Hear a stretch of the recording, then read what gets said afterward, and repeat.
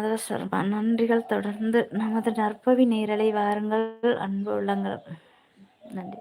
அழகை பார்த்து வரும் காதல் நிலைப்பதில்லை தங்கச்சி. உண்மையான அன்பு கடைசி வரை நிலைத்திருக்கும். ஆமா அண்ணா. அழகை பார்த்து காதலோ, அன்பை பார்த்து காதலோ, எனக்கு கேள்வியெல்லாம் பிரபஞ்சத்துக்கிட்ட தான் அண்ணா.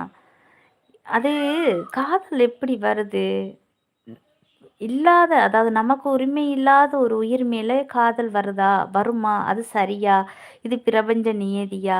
இல்லை இப்படிதானா பிரபஞ்சத்தின் நியதி? இது தவறா? சரியா? இல்லை நாங்கள் இது பிரபஞ்சத்துக்குள்ள நிறைய கிடக்குது, நாங்கள் ஒன்று ஆசைப்பட்டதை நாங்கள் எங்களோட உழைப்பு எவ்வளோ தூரம் இருக்கோ அப்படி தான் அடையலாம், இல்லைன்னா அடைய முடியாது, அதன் அதன் அர்த்தமா?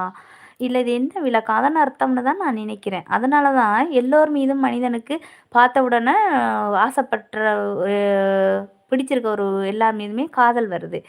சரியா? ஆனால் அதை அடைய அவன் எடுத்துக்கொள்கிற உழைப்பின் தரம் ஒன்று இருக்கு இல்லையா? அதை பொறுத்து தான் அந்த அது அவன் கையில் கிடைக்குதா இல்லையாங்கிறது இருக்குது.